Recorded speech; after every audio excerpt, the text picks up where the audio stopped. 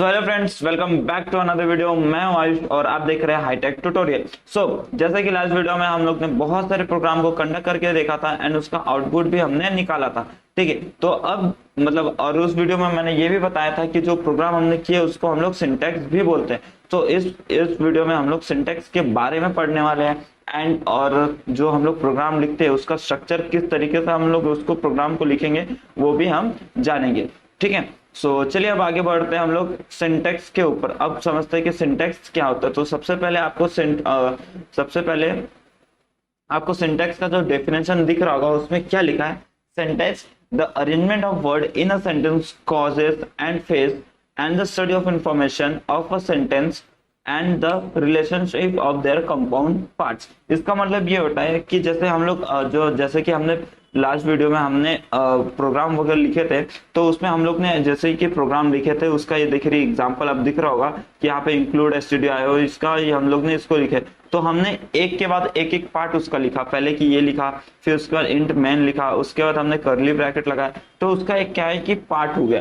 ठीक है, हम उसको पार्ट को अरेंज करते गए और एक हमारा एक कोड बन गया। उसी को ही हम लोग सिंटैक्स बोलते हैं। ठीक है, और एक सिंपल वे में देखा जाए तो जो प्रोटोकॉल जो फॉलो करते हैं हम लोग प्रोग्राम लिखते वक्त उसी को हम सिंटैक्स भी बोलते हैं। ठीक है, आई होप आपको सिंटैक्स समझ गया होगा।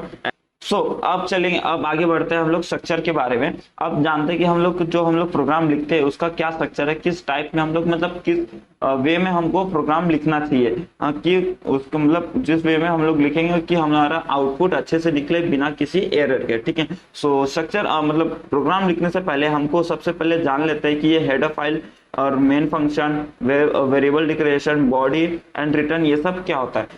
जैसे कि हमने जो पिछला का जो हम लोग ने प्रोग्राम देखे थे उसका एग्जांपल यहाँ दिख रहा होगा। पहले हम लोग ने लिखे थे इंक्लूड stdio.h, फिर उसके बाद लिखे थे इंक्लूड conico.h, फिर उसके बाद इंट मैन, फिर हम लोग ने कर्ली ब्रैकेट लगाए, फिर उसके बाद हम लोग ने प्रिंट टाइप लिखा, उसमें हेलो वर्ल्ड लिखे थे एंड लास्ट में हमने रिटर्न कर दिए थे। ठीक है, हमारा आउटपुट क्या आ गया था, ये हेलो वर्ल्ड लिख के हमारा आउटपुट आ गया था। तो अब हम समझेंगे इसमें कि हमने इसको मतलब इसको इस वे में ही क्यों लिखा, पहले इंक्लूड क्यों लिखा, फिर उसके बाद इंट मैन क्यों लिखा। ठीक है, अभी आगे बढ़ते हैं, हम लोग समझते हैं इसमें क्या होता है। ठीक है, जो सबसे पहले हम लोग जो इंक्लूड वगैरह stdio.h जो ये लिखते हैं उसको हम लोग हेडर फाइल बोलते हैं। ठीक है, एंड उसके नीचे जो इंट मेन वगैरह लिखते हैं उसको हम फंक्शन मेन फंक्शन बोलते हैं। एंड उसके बाद आता है वेरिएबल डिक्लेरेशन एंड उसके बाद आता है बॉडी एंड आता है रिटर्न। ठीक है, तो अब इसको फुल डिटेल में जानता है कि ये header file, main function, variable declaration, body और रिटर्न होता क्या है। सबसे पहले हम लोग देखते हैं हेडर फाइल के बारे में। ठीक है, कि हेडर फाइल होता क्या है। इसको मैं तब तक इरेज कर देता हूँ। ठीक है, तो चलिए अब हम देखते हैं हेडर फाइल के बारे में। ठीक है, तो हेडर फाइल क्या है ना कि जैसे कि हमको पता है कि सी लैंग्वेज एक प्रोग्रामिंग बेस लैंग्वेज है। ठीक है, एंड जो प्रोग्रामिंग बेस लैंग्वेज है उसके अंदर ना बहुत सारे फंक्शंस हम यूज करते हैं। एंड जो फंक्शंस को कलेक्शन मतलब जैसे कि हम फंक्शन बहुत सारे फंक्शन है तो उसका कहीं ना मतलब एक कलेक्शन होगा एंड उस कलेक्शन को हम सी लैंग्वेज की लाइब्रेरी बोलते हैं। ठीक है, एंड जो सी लैंग्वेज की लाइब्रेरी है उसके अंदर ना बहुत सारे फाइल्स प्रेजेंट है एंड उस फाइल के अंदर भी डिफरेंट टाइप की जो कलेक्शन ऑफ फंक्शन है, जो फंक्शन का जो कलेक्शन है वो प्रेजेंट है एंड उस फाइल को हम लोग हेडर फाइल बोलते हैं। ठीक है, एंड सिंपल वे में दूसरे तरीके से हम देखें तो जो हेडर फाइल है उसको हेडर फाइल इसलिए भी बोला जाता है क्योंकि जो प्रोग्राम का जो हेड है, जो प्रोग्राम के हेड में या फिर टॉप में जो फाइल लिखा जाता है उसको हम लोग हेडर फाइल बोलते हैं। ठीक है, अब आगे हम बढ़ते हैं मेन फंक्शन की तरफ। ठीक है, अब देखते हैं कि मेन फंक्शन क्या होता है।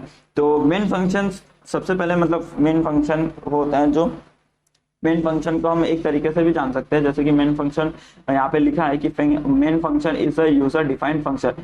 अब इसको यूजर डिफाइंड फंक्शंस क्यों बोलते हैं, अब जानते हैं कि इसको हम यूजर डिफाइंड फंक्शंस क्यों बोलते हैं क्योंकि जैसे कि मेन फंक्शन में हम लोग जैसे यहाँ पे आपको दिख रहा हूँ इंट में, ये जो इंट है ये एक कीवर्ड है। ठीक है, ये एक कीवर्ड है और कीवर्ड ना बहुत सारे टाइप के मतलब 32 टाइप्स के कीवर्ड है।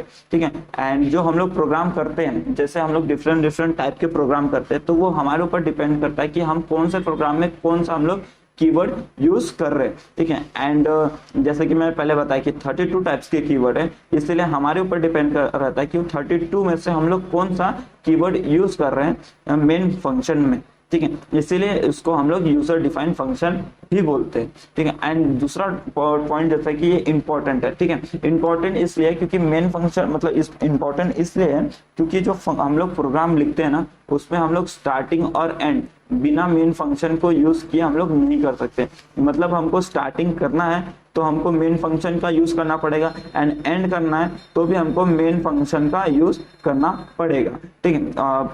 अब देखते हैं कि हम लोग मतलब स्टार्टिंग कैसे करें और एंड कैसे करें। तो जैसे कि इसको पहले मैं इरेज कर लेता हूँ, थोड़ा अच्छे से दिखेगा, ठीक है।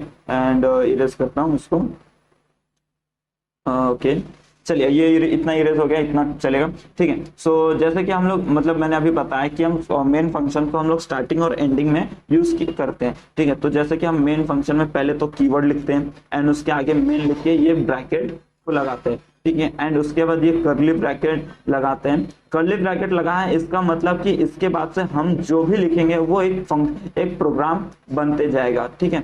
मतलब इसके बाद से ही प्रोग्राम स्टार्ट होगा। एंड जब भी हम लोग प्रोग्राम को एंड करेंगे तो ये क्लोज कर्ली ब्रैकेट को लगा देंगे। इसका मतलब क्या होगा, यहाँ पे हमारा जो प्रोग्राम है वो एंड हो चुका है, ठीक है। एंड एक और बहुत अच्छी बात है इसका कि हम लोग जो कर्ली ब्रैकेट है इसको लगाने के बाद ना हम चाहे जितना भी बड़ा हमको क्यों ना कोड लिखना पड़े, जितना भी हमको बड़ा प्रोग्राम क्यों ना लिखना पड़े, इसमें कोई प्रॉब्लम नहीं है। हम चाहे जितना बड़ा प्रोग्राम लिखना है या फिर कोड लिखना है उसको हम इसमें आराम से लिख सकते हैं। एंड जब भी हमारा कोड लिख के हो जाएगा तो हम इस सिंबल को लगा के इसको एंड कर सकते हैं, ठीक है। एंड अब हम आगे चल बढ़ते हैं हमारे दूसरे पे, उसका नाम है वेरिएबल डिक्लेरेशन, ठीक है। एंड अब वेरिएबल डिक्लेरेशन क्या है, जो वेरिएबल है उसको समझते तो वो उसका समझते क्या है कि name of the memory location is called variable, ठीक है। जो एक नाम है, कोई भी नाम, जैसे हम लोग प्रोग्रामिंग कर रहे हैं तो उसमें हम लोग वेरिएबल डिक्लेरेशन कब करेंगे, इसके बाद ये जो लिखेंगे, इसके बाद ये जो हम लोग ने कर्ली ब्रैकेट लगाए तो इसके बाद हम लोग जैसे कि हम प्रोग्राम किए थे उसमें हम लोग ने इंट और नंबर लिखे थे इन्हीं, ठीक है। हम इसको नंबर लिखे थे, ठीक है।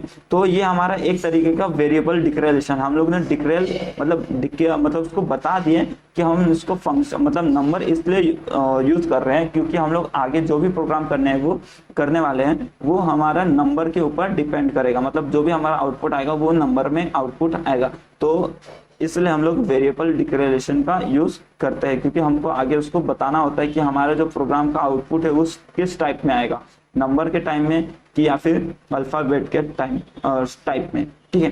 एंड अब हम आगे बढ़ते हैं, वो है बॉडी पे, ठीक है। अब बॉडी क्या होती है, तो यहाँ पे सिर्फ छोटा सा एक लिखा हूँ कि बॉडी क्या होती है। जो बॉडी होती है मतलब जो प्रोग्राम हम लोग उसके अंदर लिखते हैं, बॉडी का मतलब कि हम प्रोग्राम को लिखते हैं उसको हम बॉडी बोलते हैं।